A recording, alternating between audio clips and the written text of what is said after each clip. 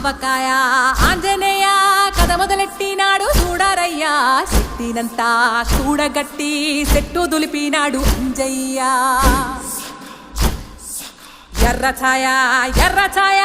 కోతి అవతార వెంటమాయ కత్తి సేత పట్టకుండా కాయ కోసినాడు కపిలయ్యా